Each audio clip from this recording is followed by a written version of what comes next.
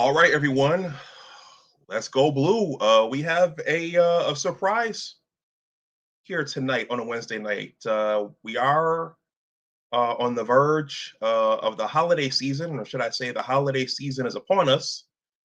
And Santa Marmar uh, went and got us a Christmas gift, so an early Christmas gift. So we have Dennis Fithian joining us tonight. Let me make sure. Let me make sure this is broadcasting to YouTube. It was a less than optimal technology weekend for me, so hopefully everything works correctly tonight with no hiccups or glitches. Please smash that like button on the way in, and also consider subscribing to this channel if you are not subscribed. Shout out to Bo Lytle. Respect is earned. You can join, you can sub if you see fit, and if you want to. All right. Hey, I have a special guest backstage. I guess Marmar's going to come. He helped put this together. Maybe he's the unofficial show producer at this point. Well, let me play the intro, and then yeah, we'll get the party going. It's going to be a bit of a party tonight. Let's go blue.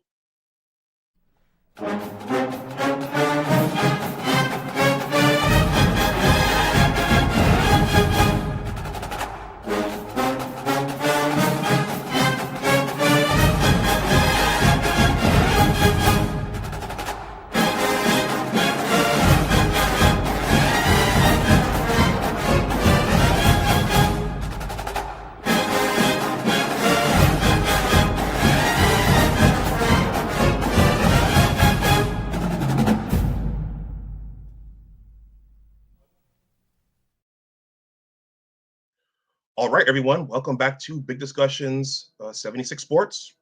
You know who I am. I'm Dr. Anwar Yusuf Dunbar. Well, for those of you who don't know, shout out to Johnny Olden Jr. You can also call me the Good Doctor. All right, so it's Purdue week, and Michigan's next opponent is Purdue, the Purdue Boilermakers. I have a couple things I'm going to show really quickly. I'm going to try to not belabor things. So we know that our beloved Maize and Blue, they just defeated Cal U, Moo U, Little Brother, whatever you want to call them, 31-20 in East Lansing, or as one of my subs called it, East Landfill. So the Wolverines are now 6-2, okay. That's 4-1 in Big Ten play. Yeah, so they got the win. Some people were like, okay, we got the win. All of our goals are still in front of us. Some people were pretty unhappy with what happened, and we saw some of that unhappiness here on Saturday night. So the Wolverines' next opponent is the Purdue Boilermakers in 2 days, 33 hours and 39 minutes. And I never read off the seconds there because those keep ticking down. So the AP, they rewarded Michigan by moving them up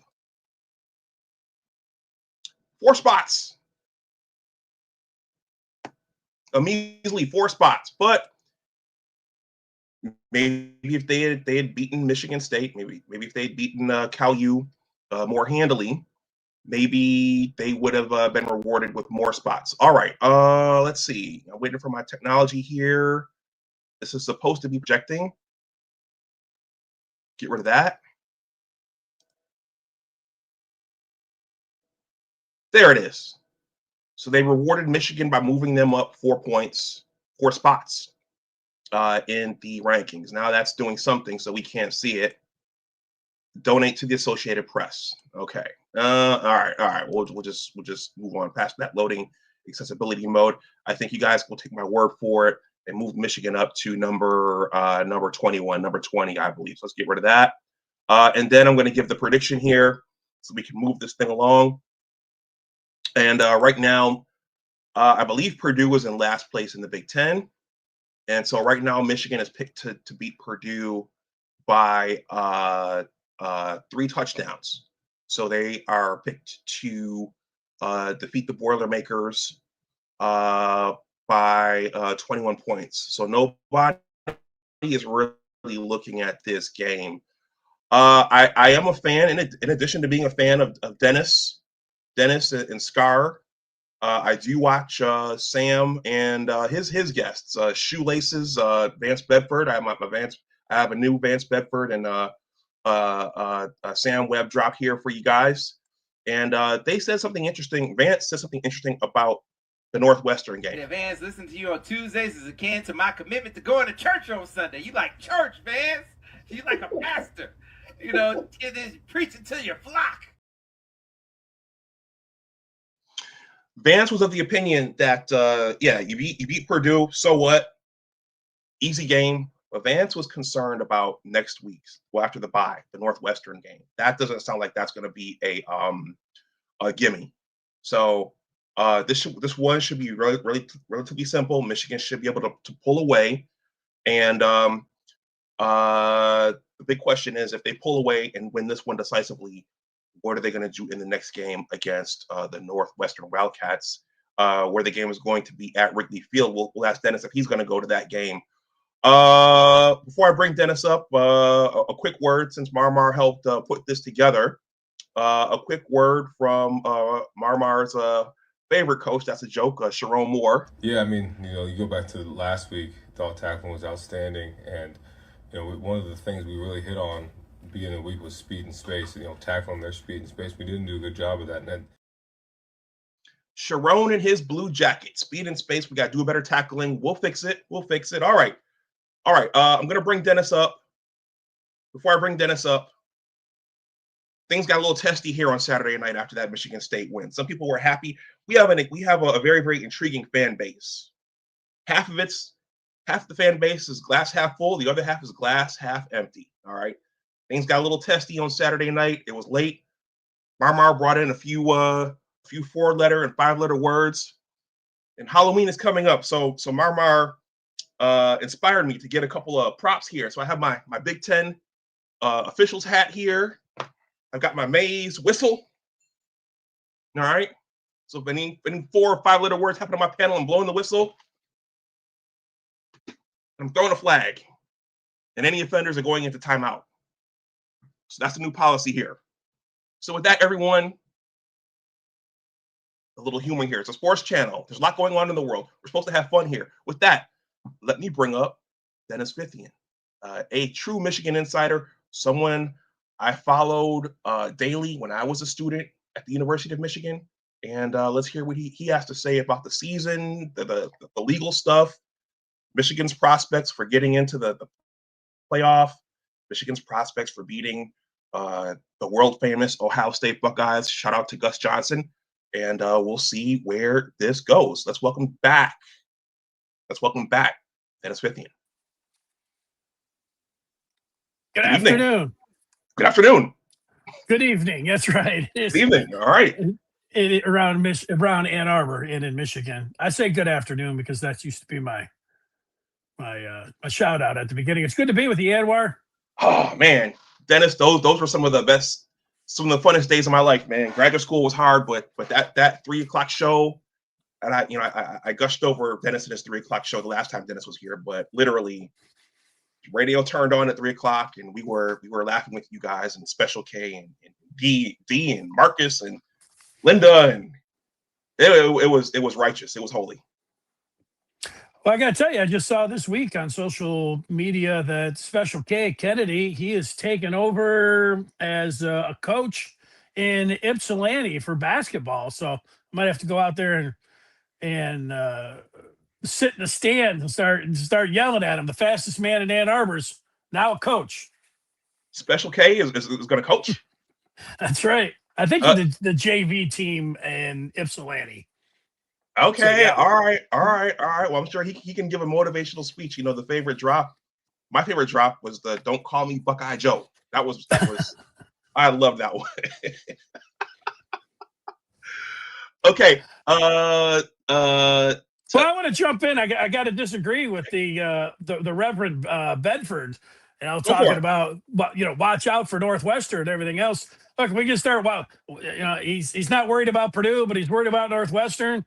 You can make the same case for Maryland. Look, road games in the Big Ten late in the year, you do see those upsets. But if Michigan is going to be anything that the fan base hopes they're going to be, they're going to win these 3 games. They're going to set up a winner take all for Michigan against Ohio State. They could beat them 5 times in a row, and they might be able to get into the playoffs there. So yeah, I mean, you pick one of these games, saying it's going to be a little bit tougher, but I'm not quite as nervous as the Reverend Bedford. Okay. All right. Before we I have to acknowledge this comment here. Toast to Kane says, you gotta toss that flag in the air with authority, Doc. Dennis, this is harder than it looks. On TV, you see them just pull it out, and it's harder. It's harder than it looks throwing one of these things. You're throwing it out there like Belichick used to, that challenge flag. You just got it in your sock. You just drop it on the field. Yeah. So Dennis, what can you give us your synopsis for the season thus far? What has Michigan done well? What have they struggled with? Is there validity to the fact that Bryce is a freshman? Anything? What do you think? Yeah, I think that you can look at it, and they still have a chance to get into the college football playoff. So that really, to me, is the bottom line. They didn't make it last year. They didn't really have great production from the quarterback position. They were able to get the greatest prep quarterback ever in their own backyard, certainly rated that way. And so, the goal this season, it was going to be kind of pass fail, that you got to get into the college football playoff. They could do that. They did not look good against Oklahoma at night. They did not look good against USC at night in the passing game. People are like, maybe it's something about night on the road. Night on the road playing tough teams. Underwood, hasn't looked great. But the part about being a true freshman, it doesn't matter. I mean, he has everything that you could ever want, but you still have to have the experience. It doesn't matter how great you are. You're still going to have that experience. And I think that if he had, you think about Trevor Lawrence in 2018, Trevor Lawrence had T. Higgins, Ross, Renfro, ETN, and the number 1 defense in the country. If Underwood had some of that, well, maybe they're sitting here with 1 loss. I don't think they'd be undefeated. But if they win these 3 games heading into Ohio State, which I think they should, it would not be the craziest thing to see Underwood come out and play his best game of the year. I think if you're a Michigan fan and the glass is half full, and it should be half full right now, you could say they have not played their best game of the year, play it against Ohio State, show everyone, and get into the college football playoff. I mean, that's the goal, and I don't see why anybody should be bailing on that at this particular moment. Okay. I'm going to bring Marmar up, who brought you here, Dennis, the second time. I wasn't even thinking about it. I would just say that on X, I commented, most of the Michigan quarterbacks struggled early on. Tom, I went back and I watched the 1998 Ohio State game. Tom didn't look like Tom in that game. JJ didn't take off right away. He had the running game there to complement him. I lived through the whole John Dunbar maturation process. He did not look like a pro quarterback in the beginning. So, yeah, I think there's something there. So, in terms of having a starting point, and in terms of expecting him to be a finished product within 5-6 weeks. Yeah, you got to take a step back and look at the whole thing. I think, if we get to the end point and he ends up beating Ohio State and it plays well in that game, people are going to be jumping around saying, hey, I told you so. This guy's the greatest thing since sliced bread. But in real time, watching a guy go through the struggles and what you have to go through and all the different things to play the position, no, he hadn't looked great in a lot of these games. But, expecting him to come out, I understand how everybody was even expecting hoping for that he was going to be a 1 in a million and a generation quarterback and not have any bumps in the road. But, here we are. He's had a few bumps in the road, but he could still end up on a positive note. I don't like to talk about him losing any games coming up, but if they did drop a game to Ohio State at the end and he plays really well and they win these next 3, the future looks pretty bright. I think that you could hope for that. The future is going to look pretty bright. They got some good offensive linemen coming back. I would imagine that they would really upgrade the wide receiver position in the offseason. They got the #1 running back in the country coming in. Defense looks pretty good from what I see on paper. So, it's a little bit too early to start talking about, oh, they look pretty good next year. Let's see how they do in these last 3 and against Ohio State. But, I don't think there's any reason to be all shook about Michigan and acting like, this is, something where it's time to bail or something. Can I chime in? Hey, Dennis, how you doing, bro? Appreciate you. Yeah, Welcome. it's good to see you, man. Good to see you. My guy, Dennis and Anwar in the same room. Let's go. Let's do it. So, Anwar knows that I have been hard on Sharon. And the only reason why I've been hard on Sharon, Dennis and Anwar, is because he's been here since 18. And I understand. And I understand. But this the difference between Harbaugh and Rich Rod and Brady Hope. They inherited bad teams. Now, I don't know about Rich Rod, but I think everybody left after Lloyd Carr. Everybody's majority senior, so it wasn't really nothing left but Ryan Mallard and a couple people on defense. Okay, he had to go and rebuild, and then Brady Hope took some Rich Rod team and went 11-1 in the first season. Then it went downhill after that. But he was a great recruiter. Harbaugh took some of Brady Hope's players and went 10-3. But the thing about Sharon is that we was coming off a natty. I think Harbaugh built it back up to where he could easily come in and have success. Okay, I understand last year we didn't have a quarterback. I get all that. I respect it. But we still went to Ohio State and won with that quarterback. This year, this is my issue. The undiscipline of the team sometimes. It just looked undisciplined at times. And Sharon Moore being a head man and knowing coming from this coaching tree that he has come from, I just expect a little more discipline out of the team. I'm not panicking. I'm a disciplined guy. The mindset, it's just the mindset of how it looks. So that's all. That's just my hard take on Sharon. Yeah, well, you must be pretty happy about what you saw on Saturday night because that game usually is has a lot of dirty, cheap shots and 15-yard Yeah, undisciplined. And Michigan State is the one that drew all those. yeah, And Michigan kept their head up and didn't have any of that. So you must have liked the step forward that they took there in the yeah. discipline. Okay. Finally, okay. Finally, I didn't pay attention to that because there wasn't a lot of penalties against Michigan. So I say, that's good that we don't have a lot of penalties. I think it's coming together at the right time. Um, because like I asked Anwar, would you like your team to be mid-season form in the beginning or going into that Ohio State game? And a lot of them said going into that Ohio State game, they want everything running on all cylinders. So I think Saturday will to tell us what we got to look forward to coming to the bye, and then on to Northwestern and Maryland, and then Ohio State. Because Northwestern gonna be tough because they were different this year. They play with a tougher grit, and then Maryland they got a quarterback there that can cause problems. So we'll see. I think we can win that Ohio State game. That's just me. Because I think we in Lamar Morgan is putting input on the defense now. So I think we'll be able to shut down Sand because Sand didn't play good in the Texas game to me. I think he did okay, but I don't think he was stellar. Okay, Dennis, do you want to say anything about that? I was going to go back to his Marmar's Sharon Moore crucifixion. Go ahead, man. I'm ready for any of it.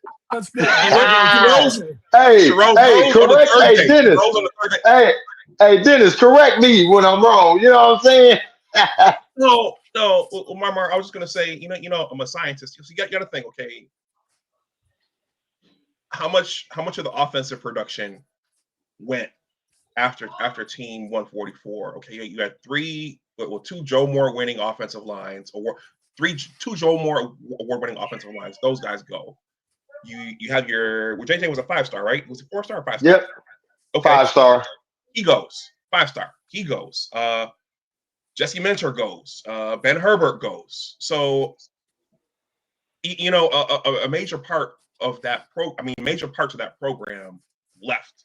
Now, my one question is, Sharon was there during the complete collapse, and he was there during the rebuild. So, I agree in terms of the discipline. Some of these things he should have seen, because he was there firsthand to see all of this. So why have we seen some of the undisciplined stuff? Why have we seen some of the things that we wouldn't have expected to see from a head coach, a team being coached by a head coach who had been a part of a collapse and a rebuild to a national championship? Yeah, well, from my standpoint, the undisciplined part, the one that almost cost them was Hillman at Nebraska. Now they ended up winning that game, so I'm not really down on the team for being undisciplined. If you want to get on Sharon Moore, I would go to the Oklahoma game plan. You understand that he wanted to protect Bryce Underwood, and Michigan had had so much success previous to last year in the 3-year run and beating Ohio State by being physical and running the ball. So their idea and their game plan was to go down there and smash and to protect Bryce Underwood, and it blew up in their face. I mean, they couldn't run the ball at all. They lost that game in the first half, and you could get on them for that. But I would say in his second year, very difficult following a legend. Jim Harbaugh might be, one of the greatest coaches ever. So that's a pretty tough standard to live up to. But he did beat Ohio State last year, and he's still in the ball game with 3 games to go here. And I'm not giving him an A as I sit here, heading into this game against Purdue, but I'm also not giving him an F. So, you can criticize him, but I don't think it's the discipline. I think it's the Oklahoma game and the game plan. But other than that, I think this trying to work with a true freshman quarterback, not really having the wide receivers and having a really young offensive line, I think they're hanging in there all right. Hey, go ahead. But just really, really quickly, and there are a couple of plays away from some of those games going differently. I mean, how many pick sixes has Jair Hill dropped? And then on one of those big plays that Oklahoma made, that pass rusher, if that person had just wrapped up Mateer wouldn't have made that long completion. So there have been a series of blown plays that would turn the game in Michigan's favor up to this point. And what are your thoughts, Dennis? What is your thought on McCulley? He's been disappointing. I thought he was going to be a lot better. He's got to really turn it up, or unless Marsh, who has been turning it up, continues his ascent. But he's got to play better. They don't throw him the ball enough. I thought the one game where he finally looked like he had it going, where he was demanding the ball a little bit, and I thought maybe there was a little bit of breakthrough there, but he's got to be better. Got to be better. If they're gonna beat Ohio State, they're gonna win these 3 games. I really even say about the first part, we're gonna win and beat Ohio State. He's got to be better. I mean, the guy's 6'5", he can go up and he can snatch it out of the air and high point over anyone. The quarterback's a little bit of issue there, but he's also got to demand the ball and make some more plays. We even saw it this past Saturday. You know what I noticed about him? So I like how that route that Marsh ran in the Michigan State game, he didn't take it all the way to the cornerback. He broke it off to get open to get the ball. I don't see McCulley doing that. He'll run to the cornerback, then make his route, and then be covered all the time. And I'll be like, man, break the route off. Just break the route off about 3 yards, get open, because Bryce ready to throw. So there you go, right there. He runs straight to the cornerback and then demands the ball instead of doing the 5 or 10 out. Make it 7, cut it off, get the ball. I don't see him doing that, and I would think the coaches would work on him with that, and then Soup, yeah, Soup. I think Soup should work a little more on that with him because, like you said, we got these 3 games up, and that last game is very, very important for him to do that. Because they're gonna blanket you because they know you ain't gonna be a problem.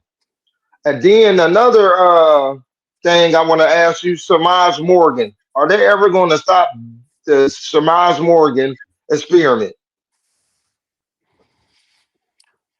I think they're going to. I think they are going to just keep rolling the dice with him, and he is either going to pay off big time with a punt return and maybe some 60-yard run for a touchdown, or he's going to muff a punt and he's going to have one bounce off his chest and it's going to go for a pick 6. I mean, he's got some pretty extreme outcomes there. You don't see him just kind of being like he's going to be. It's either going to blow up in their face or he's going to be a hero, and they're going to talk about him staying with it. The one thing I'd go back to McCulley just for a second. He's so big and he can out jump everyone. I think that's been his game, his entire career. And Underwood, whatever you want to say about him and his development, he's good at protecting the ball. He doesn't throw a lot of interceptions, but also I think he looks out there and he doesn't want to just put it up for grabs for a 50-50 ball. And so they got to work together. It looked like they were, getting a little bit of chemistry there. But I think that that's what McCulley needs. He just needs to have Underwood just, throw it up to him. And I think Underwood needs to learn and that's going to be part of his development. Hopefully that development we keep talking development, but hopefully that starts just paying off this as the calendar flips here coming up, Saturday? Yep. See, hold on, Marmar. See, to me, it's a chicken and the egg thing. If I were the offensive coordinator, I'd be throwing more balls, more 50-50 balls towards McCulley and seeing what we can get. Can we do a Randy Moss thing where he's going up and getting the balls or getting pass interference called or something? I don't think he's gotten enough balls thrown his way, personally. Hey, that's the truth too. Yeah, but I don't think Underwood wants to throw the 50-50 balls. I think he's, they're preaching ball security to him, and and so that's just, a quarterback wants to protect the ball and he sees them covered. He doesn't have that faith that Donovan's going to go up there and snag all of them. So hopefully they can work on that. Most of the times he's thrown those balls, something positive has happened. I agree with that. He's got a pass interference call.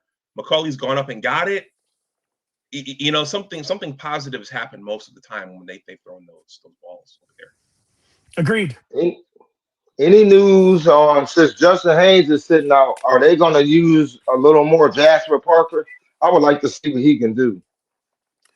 Well, no, I think that if the game, and we already talked about this, the spread being 21 and a half, if Michigan goes out there and can smash pretty good and get up by 3-4 touchdowns, then yeah, I think you're going to see some Jasper Parker. But I think what you're going to see in this game is you are going to see a lot of Jordan Marshall. And I don't know, 20, 25 carries. He's ready to do whatever it's going to take. But yeah, I think the best game plan is go out, blow out Purdue.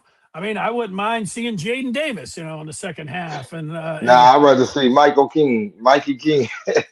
Well, Mikey Keene's not going to be here next year, and I Browder. So you're thinking that this could be a game that if it gets out of hand, you can see some of the guys who are trying to get there out on the field, like Parker more, and a guy like Browder, Jamar Browder, the true freshman wide receiver. He's another guy that he could use his height. He's even a little bit bigger than McCulley at 6'5". That's what McCulley said. He's a little bit bigger than him. So, hey, Speaking of the running backs, if it were me, I mean, with Justice trying to recover from that rib thing he had going on, I don't know. I like the sheer physicality of the way Jordan Marshall runs.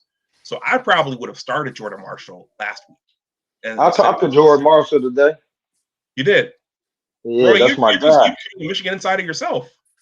Hey, yeah, you know what I'm saying. I was supposed to meet up with Dennis, but we kept missing each other. But we'll meet up again. We probably meet up in Indy. Well, hey, Let me let's ask you go. this question, Dennis. Let me ask you Yeah. this question. How would that scenario play out? Well, they're going to need some help. I mean, you start looking at the tiebreakers. First of all, they win their games. You're talking about getting to Indy in the Big Ten championship game. I mean, you got to look at the teams. Ohio State likely would be one of those teams, even if they have one loss. But, you got to start looking at Oregon. You got to look at Indiana. So there's some teams that are in front of them. They're going to need some losses in there. And then you got to start looking at those tiebreakers. I think that there's a chance that they can get there. I think there's a better chance that they go to the college football playoff by winning out than there is them going to the Big Ten championship game. So Because that part's kind of weird.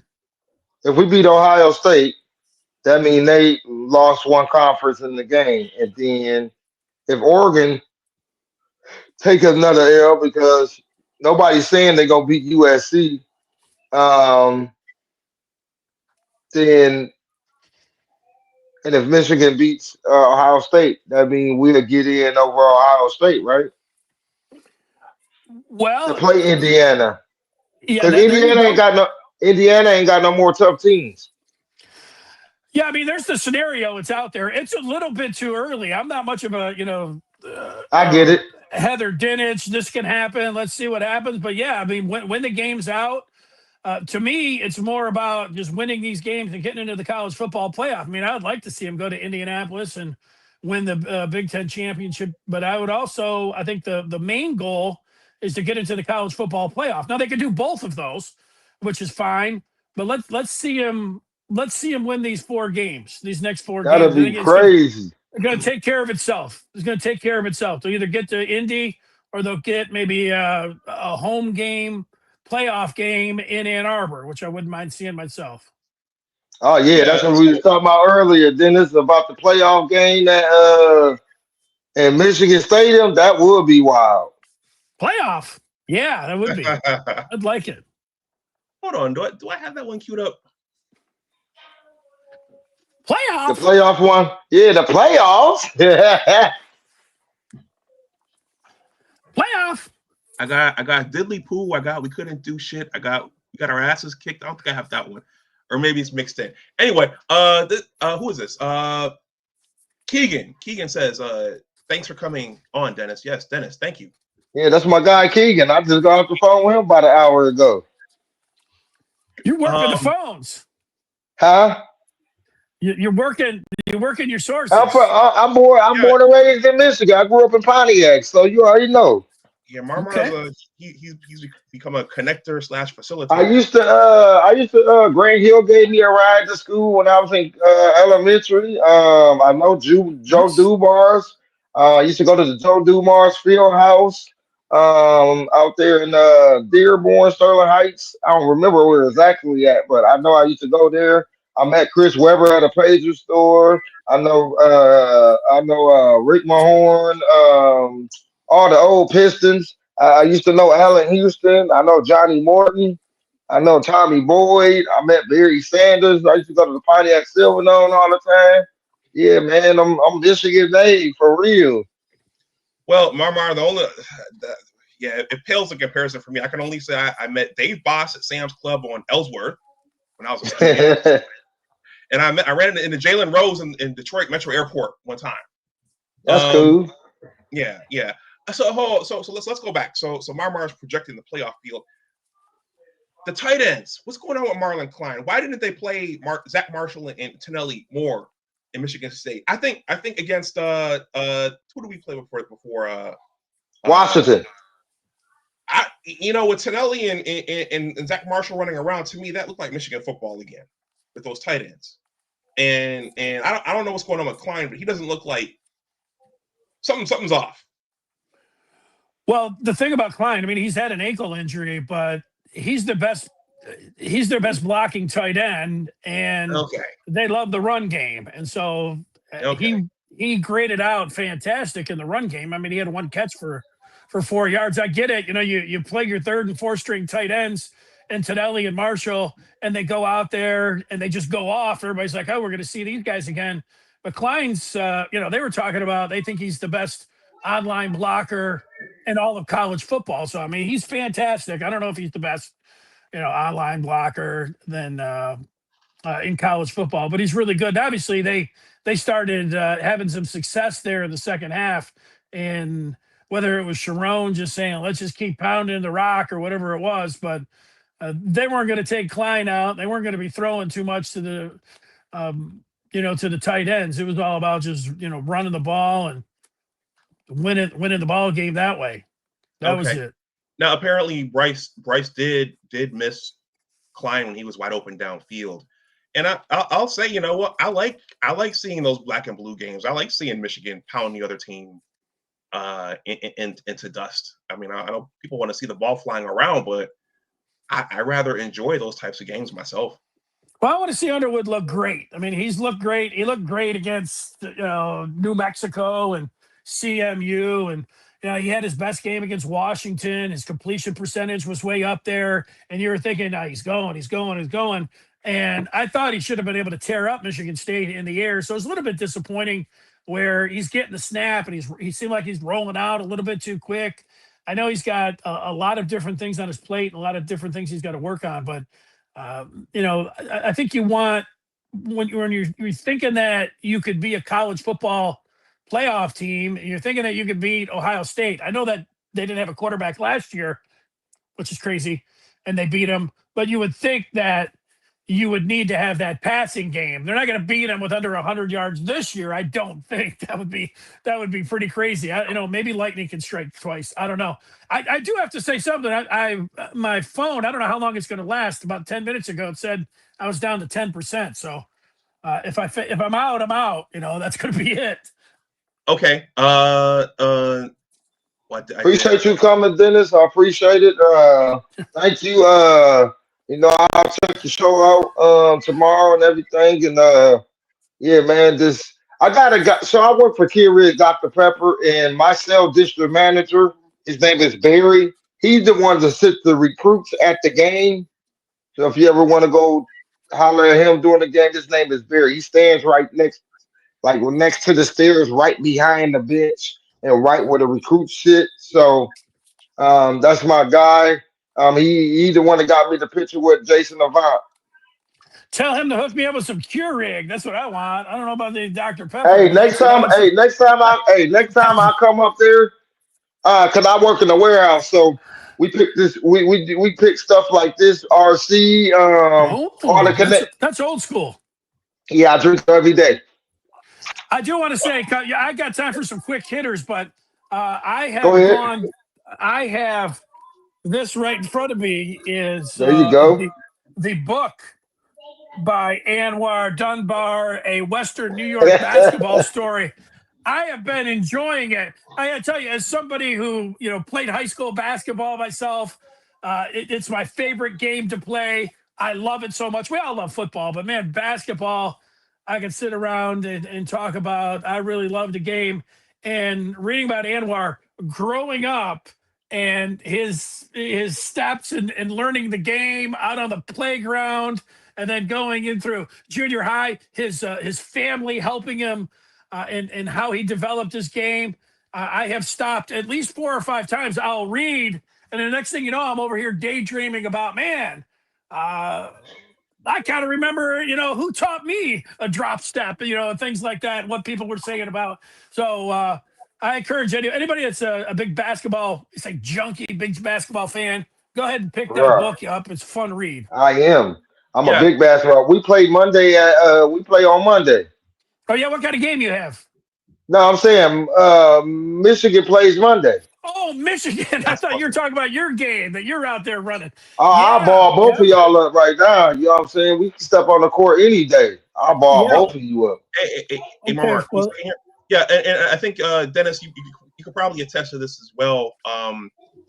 One of the things I tried to convey in here is the importance and the difference coaches make in the lives of young kids, even kids who aren't the most talented, and a lot of these same things, the things we're seeing, the kids go through right now.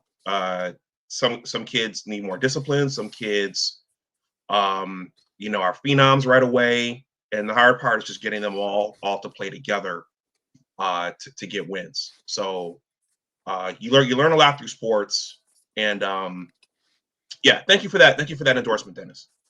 There's no doubt about that. But challenge accepted, Marmar. We want to get out there on the court. Don't let me drop some of this weight because I'll go. You are not going to outshoot me. You are not going to stop me. So I don't know how big you are. I don't know how big you are. Hey, listen. I'm only 5'7", so you're in trouble. You're in trouble. You'll be in trouble. Yeah, you know I went to high school with. That's all right. Dennis, if we go out there and play out, I'll bring somebody along. You can guard somebody a little bit smaller. Hey, Dennis, you know who I went to high school with? No. Drew Neitzel. Oh, Drew Neitzel. Yeah, that was my point guard. Shooter. Yeah, I went to Wyoming Park High School up in Wyoming, Michigan. Yeah, he was a nice player. I liked his game. Yeah, I used to guard him up in practice, take his cookies all the time. You tell you. Okay, well, all right. Well, the challenge accepted. Appreciate you, man. Hey, Ann Arbor, he had the OU coach on today too. Oh, you did? Yeah, Greg Campy. Okay. Dennis, before you run, it looks like a Buckeye snuck in here. And he has a comment about Matt Patricia's defense. He says, y'all not rushing for that much against this defense. You want to give Marmar, Dennis, a reaction to that? Well, I'll go first. Let me find. Let me see if I got a pencil here that I can snap it over Matt Patricia's head. That guy's the biggest phony. Just when you guys think that you've got something, and I know that defense is playing well, Matt Patricia, when he sets his feet into the state of Michigan, they start shaking a little bit, as he was prone to do as the Lions head coach. He can't coach his way out of a paper bag, and Michigan will snap that pencil over his head. And I'm not worried. I'm not worried about any X's and O's with Matt Patricia. That guy's a fraud, and he can't coach. So that's advantage Michigan. So if you're bringing in any Matty Patty type stuff, then you're delusional as a Buckeye fan. Not happening on the defensive side against Michigan with your coach with the big beard and his pencil and his laminated sheet, and he's just doing it for show. It's not Halloween. It's not Halloween where he's over here putting a pencil behind his neck or behind his ear. He's got that neck beard. I mean, Matt Patricia's he's one of the worst coaches. He is not a leader of men. I can tell you this. What's this guy's name from Ohio State? All the players hate Matt Patricia, and they're not going to play for him. That's where you guys messed up. You guys got that big fancy record and everything else, and you wonder what's going to happen when we go play Michigan. We're going to beat them this time. We lost last year, and we had them and everything to win. It's Patricia's the one that's going to fold. That's how it's going to go down. Shut up, Dennis. Dennis, last year they had the #1 defense coming into the game, didn't they? What did I just walk into? Hey, Dennis. Hey, Ohio State had the defense last year, didn't they? It was #1 ranked in all the categories last year. And what we do? Ohio State had the LeBron James of wide receivers, and he pushed off for one score and had 35 yards at home. I'm not so worried about Ohio State. You know what happens is what's going on with Ohio State, and I saw it for a long time with Michigan, is the players, they got it in their head. And as soon as something goes wrong, they fold up. It's the same thing with Ryan Day. That's the big advantage that Michigan has. They're in your head. I don't know if they're in your head, but they will be when you go out there on the field. You guys got that big #1 on your chest. And you got Matt Patricia back in the state of Michigan. Bet the house on the Wolverines against the Buckeyes. All right, thank you, Dennis. Bet. Love, Dennis. I'll text you. All right, Dennis, now. before he goes, Dennis, Yeah. Big time watcher. Watch you all the time, man. Love you and Scar. Uh, Mar will give you a little bit about me, but I love you guys' show. I always tune in to you, man. I respect what you got to say. I love your take. It's an honor to speak with you today, man. Go Blue. All right, man. Thank Thanks, you. All Dennis. right. That's pin Great game. being on with you. Yep. Thank you, sir. All right, guys. All right. Brother. He's fired Pain up. game. What's What's up, going on? pin game? Just getting in with the family, man. It's a rainy day, man. I'm like, Yes. I had to come check you guys out. I wasn't gonna not come on here, even if it was for 10 minutes. I was gonna at least make my way here to what do you, Doc, what you got for me, man? What you need me to, anything you got on your mind or something that you want to say, or that way I can answer for you guys, because I'm just jumping in here and Dennis is going off. Well, before we get to that, Marmar got a little testy in here, so I got my Big Ten uh, uh, officiating package here, man. So if any four-letter words come out, I'm throwing flags. Hey, I'm on my best behavior. Someone's Hey, not I'm on playing my the best next game. behavior. Someone's I not got playing the my first half of the kids. next game. I I'm got on my my best kids. game. My kids Hey, are in here. now the My post kids are game, up still. So not a post game. No, I'm playing. yeah, my All kids right, are up. So no, none of that. I still got my baby still up behind me. all right. Well, Pain game. What did you think about the Michigan State game, and what do you see? Vance Bedford thinks that the next big game is Northwestern. But are you concerned at this point?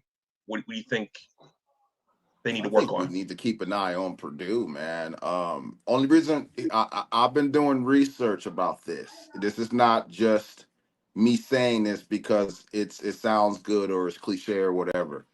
Purdue, when I look at Purdue, has a very difficult schedule. They might have one of the most difficult schedules in the entire Big Ten or country. They've already played Illinois being ranked. Their rivalry game is against Indiana, their very last game of the season. Indiana or Purdue's last games are Michigan, Ohio State, and freaking Purdue. I mean, in Indiana, sorry. And they've already played two ranked teams. There's only so a team, they're already 2-5, guys. At what point does this become Michigan last year?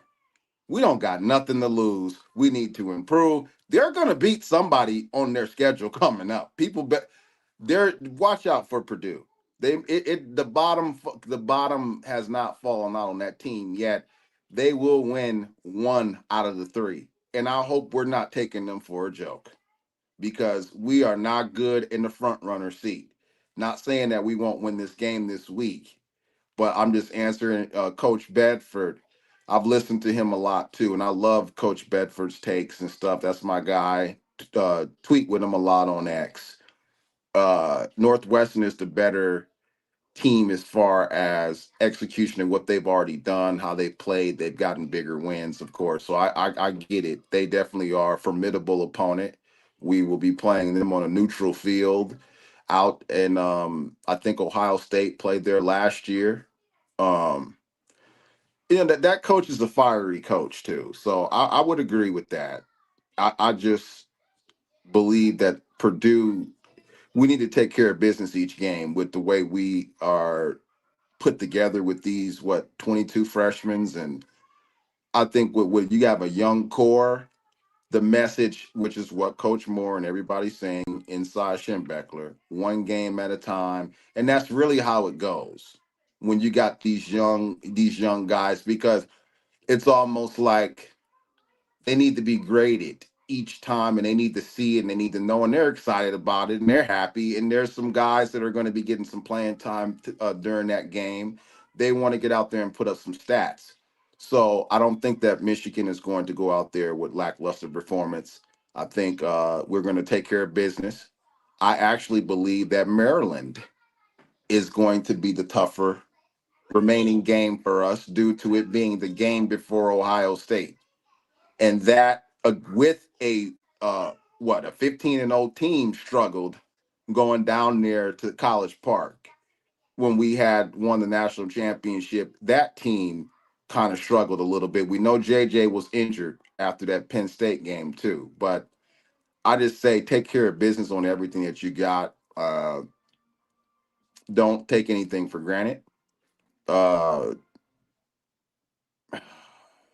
I say we have upset alert on two of these games that we need to pay attention to for Michigan fans, and that's the Maryland and that's the Northwestern game. The Purdue game, we should take care of business, but I think Purdue might be able to pull off one of these last three, either Indiana or Ohio, not Ohio State, but they that's the big game for them. I think that that's for their media people to figure out.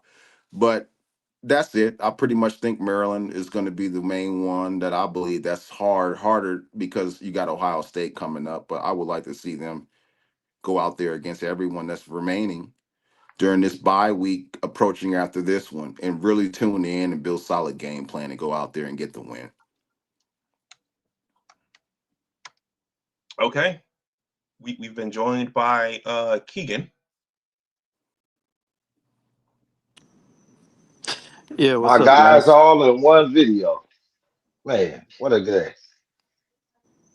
Yeah, I agree with Penn game. I think every game we got to be locked in and focused, especially with this team and how we've consistently played down as far as like the spread goes each game. So yeah, we got to play each game. Northwestern, they were 5-2. They lost a game last week, so we also have our bye, so that's going to help. And it's looking like they may not be. It's at Northwestern, so it's still a game to circle. But yeah, I agree again with Penn game. The Maryland game on the road could be like a trap game. I've been saying it all year, and it's kind of like the Michigan State game in that like you expect to win, but you never know what could happen, and you just got to persevere. So the Maryland game could be something to look for as far as that could be much closer than what Vegas says it is, but all in all, the team had to beat Washington. The fan base was stressed, and then like the hangover of um, that before we beat Washington kind of reared its head. But like that stuff is gone, and we need to recognize what Sharon was able to do. He answered the call. And you're always going to play down on the road for the most part against a rival. I mean, any team is going to play down on the road for the most part. They're not going to play as well as they would at home. So they didn't get 14.5 against Michigan State, but they got 11. So I think that resurging panic was not where our fan base needed to be. So I like where we're at the futures in front of us. Steve Dace did a good podcast on where we were at. We were in panic mode, but now we're not, and that's what I've been trying to communicate in on other shows is like that from USC to Washington. That was the storm, and we're over that storm. So I like what's ahead of us.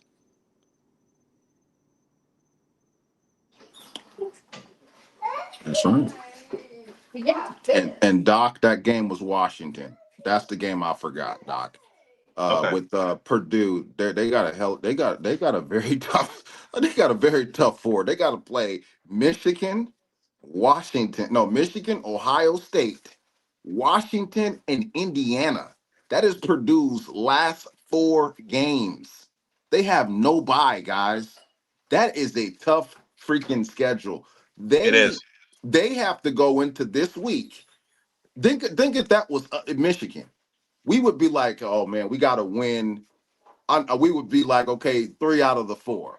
So I'm thinking that they got to have the same mindset, man. They're thinking we got to get that Washington game, or we got to get that no, Indiana. Indiana's their rivalry. So they're thinking if we can surprise, we need to get improve all the way up until Indiana, and we need to win that Washington game. That game looks more appealing to them than Michigan and Ohio State back to back. So that team, you got I believe Doc looking at the 360, not just looking at it from Michigan's viewpoint, but also seeing it from Purdue's. And Purdue is in gauntlet time. I didn't realize that they had such a tough schedule to end the season, and they've already played 2 ranked teams. That is a hell of a schedule, guys. That is crazy, crazy schedule for Purdue. Yeah, you're right. And Account KX5VR says problem is Purdue isn't good. They will lose all 4. oh yeah, I mean, no doubt, but we don't need to. If the psychological aspect is how I always view games to the guy that just played, because every player out there is a game away from having a good game. If you go out there and you play down to your competition, these guys, somebody's gonna get you, man. I played college ball. Someone will get you. You got to come out there and not give anyone any breathing room. So don't, like I said, teams get all right. We come back on here a week later and Purdue pull one of these games out. I'm not going to be on here telling you I told you so. But long as Michigan Yeah. wins, the hell with Purdue. Long as Michigan wins. Yeah, Dennis was going off on that Ohio State game. That was pretty funny. I didn't expect him to have that kind of energy. That was I think that's we need to be there with Dennis in that tenacity over that rivalry, because like we've been doing it for 4 years and um they've always had the argument, but we always come out on top. So I love what Dennis did, like confidently going after it. The proof is in the pudding. So you know people talk their trash, but really it's 4 games in a row. At this point, it's just trash talk to me. We own the rivalry, so that's where it's at. Like you can't like they won it last year and they put up 10 points against us and they lost. So like what are they talking about? Well, I think it's a good question because our bread and butter is running the ball. So if somehow Ohio State took that away, then what? I Yeah, gotta I They mean, see have it. they have tried to take it though. This is my sentiment.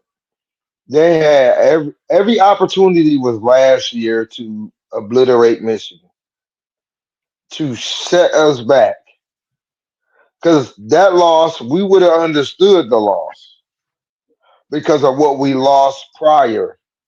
Like Dennis and you touched on earlier, we lost big pieces of the program and still managed to go in to Columbus, a hostile environment with Davis Warren.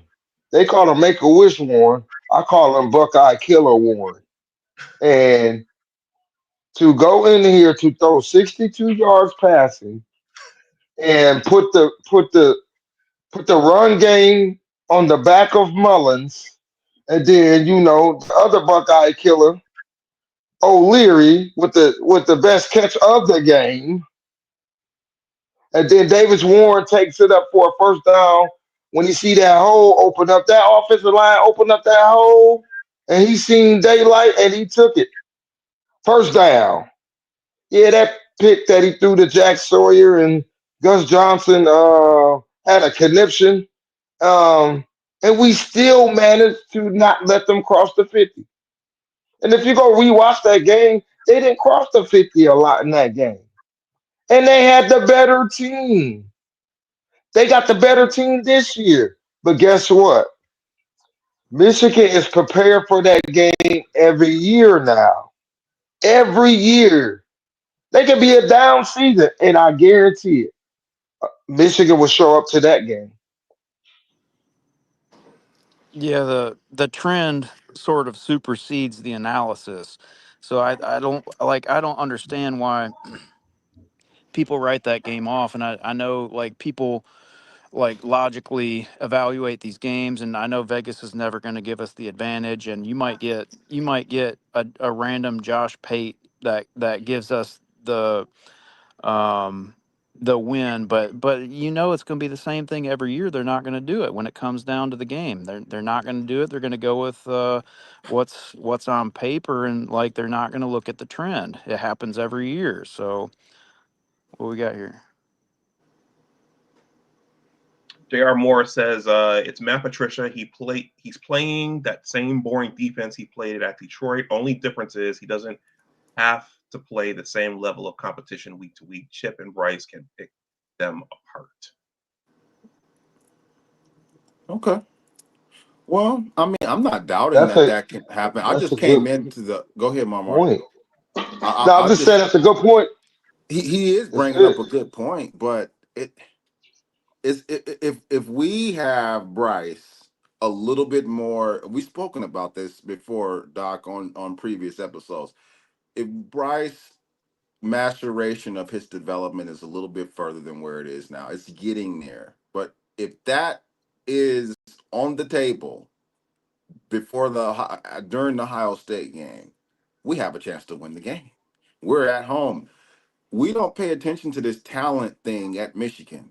We know, the history of this rivalry back. Let's go 40 years. These Buckeye fans forget that 2000, before 2000 happened. I graduated high school in the year 2000. I remember 99, 98 because I was obsessed with another dynasty that was taking place called the Chicago Bulls. And before that, my Pistons won 2 championships. So I remember the 90s very well. And I don't remember Ohio State really touching Michigan. So, and before that, you got the 10-year war, and Bo finishes off with the 1 game advantage. So my whole life up until the 2000s, Michigan has always had the lesser talent than Ohio State, but I've been witnessing wins by Michigan. So the only 2000s was when I really got the chance to say, okay, oh yeah, Ohio State, ooh, wow, they're really pulling in. They were whooping our ass. I mean, butts, and they had the better players and they were actually winning. So that's when I knew for the first time in my life, okay, yeah, they're a problem. They're a problem. We got to get better. So when I hear, oh, they're more talented than us, I've been hearing that my whole entire life. I got family, my wife will tell you that's in the next room. When we go to family functions in Michigan, my cousin Brian, my aunt Lenora, they're all from Columbus. So I've had these talks ever since I was a child with Michigan and Ohio State. We have Ohio State people in our family. We are very real when we talk about these teams. And I tell my cousin Brian, you guys always, and then our cousin Stacy was there with us. And Stacy is the head women's basketball coach for Air Force in Colorado Springs. That's her team. So we're all sitting there and she's watching. And I'm like, Harbaugh has to win next year. And he went out and won that year. And then I said another time, I said, we keep Sharon Moore. Mar knows what I'm about to say. We win this year, it's gonna be very hard for them to. It's gonna be even field. We need to get a couple recruiting classes with Sharon Moore. That way, we have 4 or 5 stars on the bench, and 4 or 5 stars starting with another group of 5 stars on the sidelines ready to replace them. That's Ohio State. We do not recruit, we reload, or we don't rebuild, we reload. We have to get on that level before Ohio State fans will start to see like, oh, okay, Michigan's really garnering talent. And I think we'll sway the rivalry because we develop pretty well. So now you're saying give us the recruiting class. Why I really didn't want this static of Sharon Moore getting fired, because I'm like, no, we need him to really pull it through because he's getting these classes. And that also is what's going to help us against these Ohio States. because we need to have got right now. Think about it. We got 6 freshmen playing significant minutes. You do another recruiting class and another recruiting class. And with the trajectory of what he's been getting as far as 4 stars, 5 stars. Now we're talking. We got guys on the bench coming in 4 or 5 stars. That has not been in Michigan's card deck ever. So when Ohio State fans talk to me about talent, I'm like, okay, tell me something else. The wall's white and behind me. Tell me something else that's not so obvious. All I know is since I've been a child, Michigan has been winning the battle until the 2000s, and we're still not too far off. Yeah, the trend. Hold Go on, ahead, hold on. Anwar. Keegan, go ahead.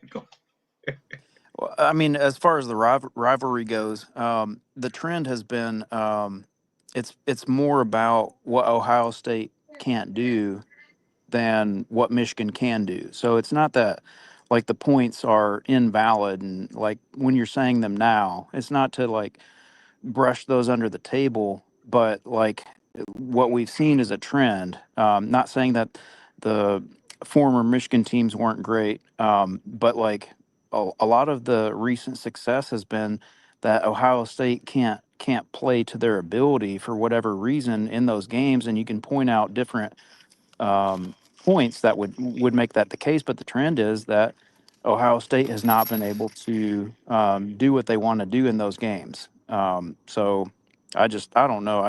I don't like their odds in that game. I don't care what Okay. Vegas says. I don't either. Okay. Let's Toast Media threw this one right over the plate from Marmar to hit it out the park. This one says, wait, why would anyone say fired in year 2 is blowing my mind. Why is this even in talks? People get Hey, impatient.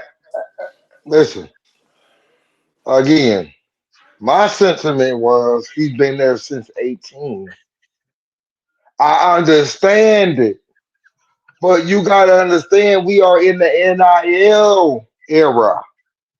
Do you see how many coaches been fired in the last 2 months? Oh, okay. Okay. The donors and the boosters are not going to wait around for success. Yes, we are beating our rivals, but the games that we should be beating, winning, and we losing, that stands higher to a booster than anything because they will be like, why are we giving these kids money if he gonna go out here and show these performances? Like you looked at loss in the Oklahoma game, just like you did in the Texas game. The Oklahoma game should never look like the Texas game ever, ever. I know we got a freshman quarterback, but we got a better quarterback than we did last year. And Warren looked better in that game than Bryce did look in the Oklahoma game. In the USC game, we looked like booty cheeks. We looked out of place. We didn't look like we came to play. Like we was just there because it was a vacation in California. And a lot of kids in the trip ain't never been to California. That's what I'm saying. That's why I was saying what I'm saying. I ain't never say fire the man. I said the boosters are the one running this. Just like the LSU governor the Louisiana governor just came out today and say the AD of LSU ain't gonna be picking the coach. So that tells me that the boosters are running this. It ain't the athletic department anymore. It's the boosters. And we got the Ellisons. And you think they gonna be playing games? You play with my money, I'm gonna let you know about it. And that's what they gonna do. They gonna keep going and griping to the University of Michigan. They gonna go over Ward's manual head. They gonna go straight to the Board of Regents. And when they go to the Board of Regents is gonna listen because they don't want to lose that bag. And that bag is hefty. I mean, big hefty. Maybe the heftiest in college football right now. And they're not gonna risk losing that. And nobody knows if the Ellisons are gonna pay off this fine for Michigan doing this sign stealing thing. So back to what everybody's saying. Yeah, I said they not gonna play with it. They not gonna play with Sharon. It don't matter who coaching there at Michigan in the NIL deal, in the NIL era. They not going to play with that money. It ain't no point to waste money. Yeah, All right. All right. That's all I'm saying. I think this question will end on this question by J.R. Morris. All right. He says, question for the group. Has anyone looked at this Ohio team? They tried to build this team to beat Michigan. They drag games out and try to limit possessions. Only problem is they don't have the running game. Oh, with Bo Jackson and those guys. So I'm a Yeah, I've comment watched on them a this. couple times. You go ahead, People's Marmar. You take off. people's don't have the it factor. He didn't have it at West Virginia. I don't know why Ohio State thought he was gonna come there and do that. And if you think about it, their O line is a little iffy if you watch the games. So the only time Ohio State struggle is with teams with a pause. So Washington moved the ball up and down their throats, up and down the field. They just couldn't score. That's it. If Washington could have scored on all three possessions, they went down there. That would have been a 21-3 game before halftime, or 21-10. Ohio State would have been in trouble. They would have panicked because now Washington, all they had to do is play keep away, limit turnovers. Okay, the Texas game. Texas didn't wake up until the fourth quarter and start moving the ball down their throat. Would have mixed in with a little run and throw. Ohio State couldn't handle that. You can see it. I could see the holes that they were poking in the defense. I know it was too late to do that. I was sitting in Black Rock in Ann Arbor, getting ready to go to the New Mexico game, watching it in the fourth quarter. I said, "Why did y'all?" I'm talking to Mike Linton, Mike Legend. We sit across with it. I said, "Why did they start doing that?" Okay, um, Ohio Bobcats had success against that Matt Patricia defense. Illinois was showing a little something. Illinois just couldn't get over their hump. Like you said, they dragging games out. But Michigan is more equipped to do that because that's what they've been built off for years, for the last 5, 6 years. That's how Michigan's been playing football. So you try to bring it to Michigan because you remember last year they tried to play Michigan game and the 23 game they tried to play Michigan game and they couldn't do it because Jesse Minter adjusted. Then guess who else adjusted? Wink adjusted in the game last year. So I'm not saying we're gonna win that game, but when Ryan Day sees Sharon Moore across the field, it becomes a water boy situation. And that's how I'm gonna end it. Oh, nice, nice. Tough shoes to fill, but I'm gonna try to go ahead and do my little closing point on that. Uh, yes, Julian Sands very accurate. I've seen him play. He has a good touch. He finds his receivers. He does the game manager thing very well. The running backs, Bo Jackson. I happened to watch the game where he had a career day. They're running the ball, but I don't see. I have to go back and look at their stats. I'm not on Ohio State right now, but from what I've seen, they're definitely formidable. I think they're a little overranked, just like every team is. Not, if any Buckeye fans are talking about, what are you talking about?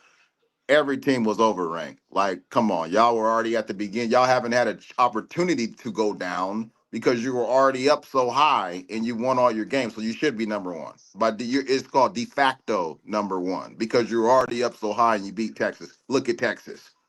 That shows that there's a disparity in the rankings. Texas was ranked one. Look at where they're at now. They barely won a game in double overtime, two overtime games weeks in a row.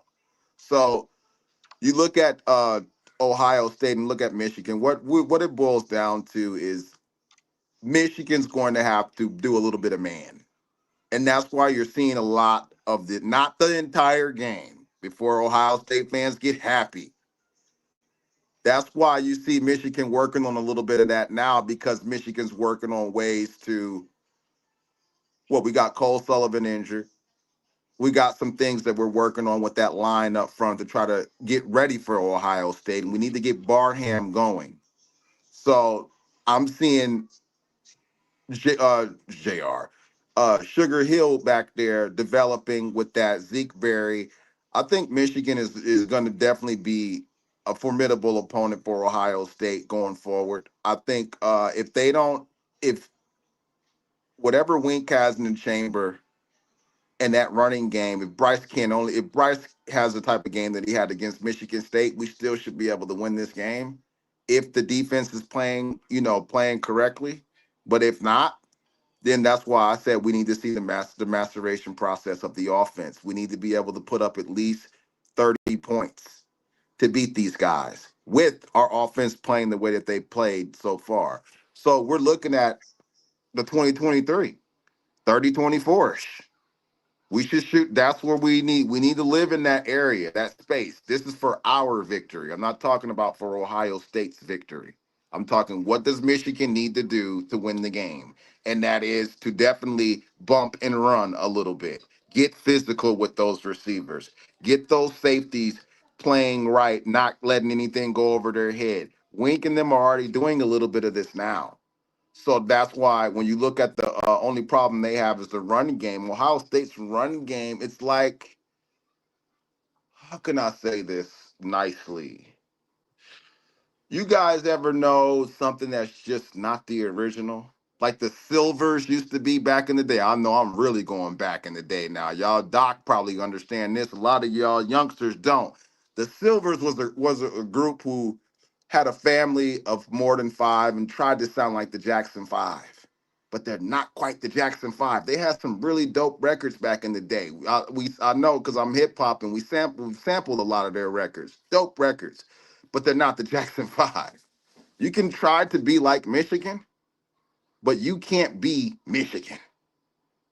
You got to be in Schembeckler Hall practicing every day to be Michigan. Like, be finesse, be whatever you guys are over there. But he's trying to get a balanced attack, and I just I don't like the invitation. He should be who he is and win that way. That's why he's running into the issues that he's having. And then Sharon Moore has a cycle. I'm telling you guys, this psychological thing means something. Isaiah Thomas said he was going to do a study on that on the Game Time show on the NBA during the finals before Oklahoma City won, because it is important. He said the psychological part of the game does not get equated enough.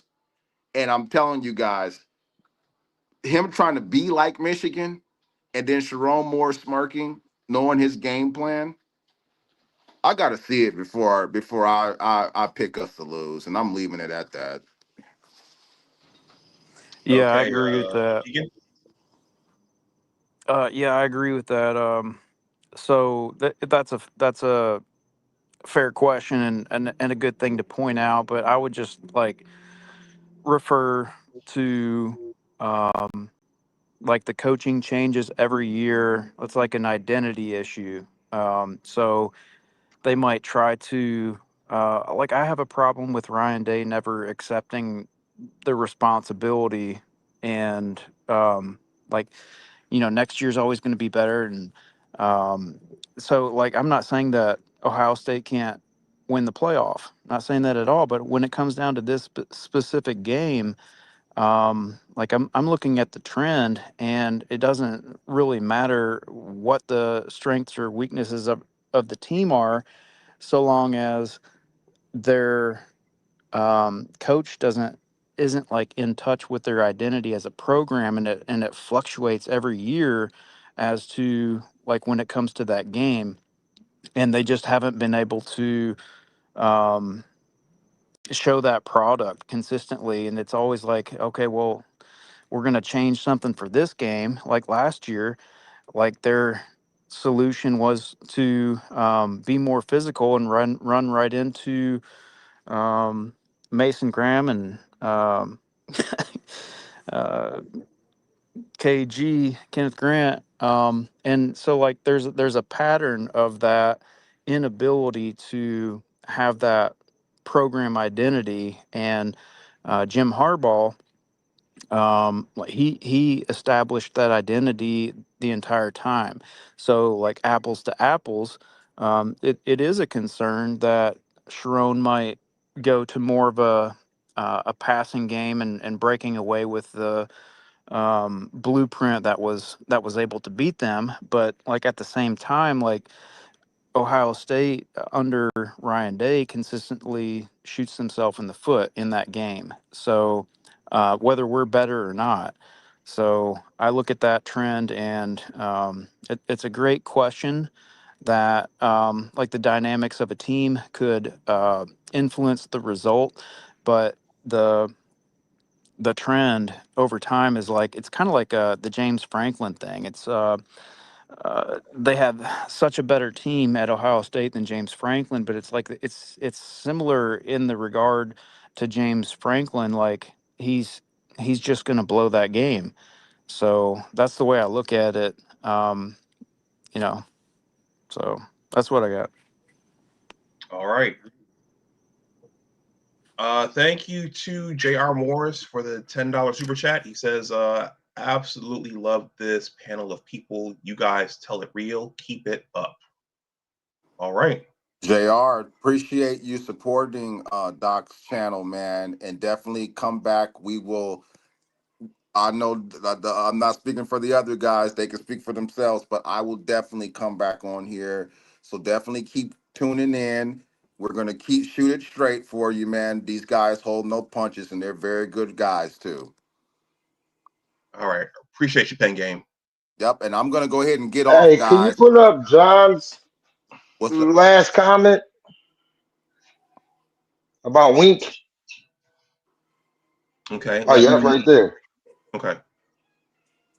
Yeah, he's right. Because if they can't do what the problem is when they were doing what they were doing against USC, and this was Bedford was Coach Bedford was going into detail. He was saying that they should have during that USC game they should have went into a cover three and they didn't.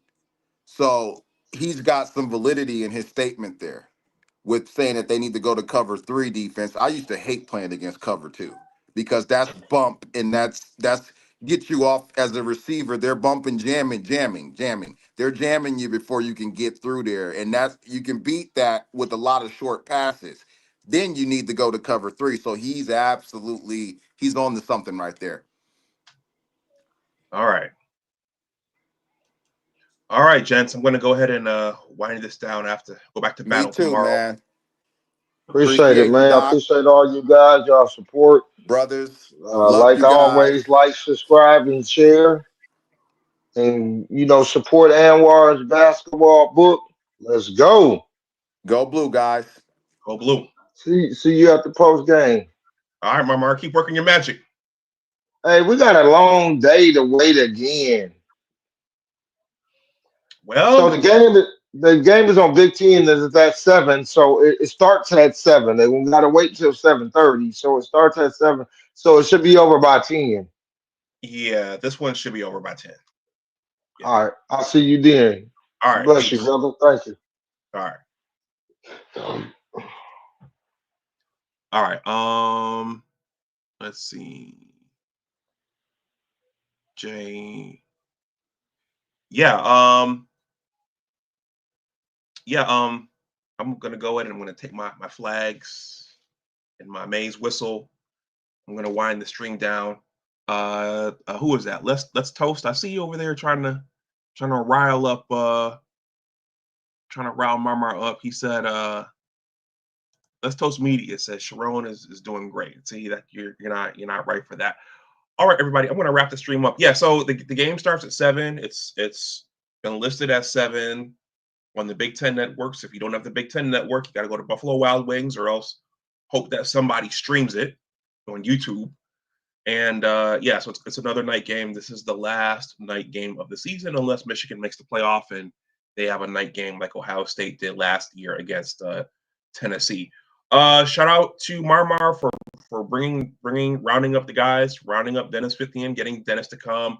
Thank you to Dennis for your positive words about my book, guys. It's the holiday season is coming. It's a sports related book about what sports teach you about life. The Engineers, a Western New York basketball story, part 1.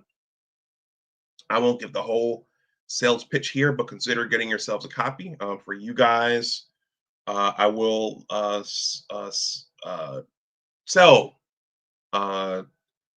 signed hardcover copies for $27 and the signed paperback copies for $22. Just use one of those methods there in the ticker. Shout out to John Morris from State College. He was my first sale here on this channel, and I appreciate that. So if you use one of those methods in the ticker, make sure you send me your mailing address as well. I do have an online store, the Big Words Author Store. These prices are the same as those on Amazon. You can get this book on Amazon. You can get the ebook on Amazon in addition to the hardcover and the paperback. Those won't be signed. But if you want to purchase through my site, I can create a coupon code. Just reach out to me to discount that price to the one I just read off to you guys. The link should be in the description box for this store. It is here, but I will make sure it is in the description box. Yes, John, that is. I thought that was you. Thank you. Thank you, John. I appreciate that. So with that, everybody, I'm going to wrap this up. Yeah, look for some reaction on Saturday night. Enjoy the game, guys. Be safe out there. There's a lot going on in the world and in our country. Sports provide a great escape. And yeah, go blue, beat Purdue. On to the bye, and then the last 3 games. Everyone, have a good night. As always, remember that your attitude determines your altitude. Always try to do your best. Take care, and I will talk to you the next time. You know what? Let's end with a Sharon drop. Marmar's still hanging out backstage. Let's end with a Sharon drop and a Brady Hope drop. Really comes down to angles. You know, the angles that we take, the pursuit angles that we take, and trusting those angles. There's so many examples as we go through it, and as we've gone through the tape, been through it many times of how we got to fix it, and players have been in numerous times already to look at it and fix it, and you know, those are the big things we'll continue to attack as we go through the week. And then last but not least, we understand what Michigan football means and what Michigan football is. We will always be about the team at Michigan. This is never going to be about Brady Hoke. All right, everybody, go blue. Have a good night, and we'll talk to you again soon. Peace.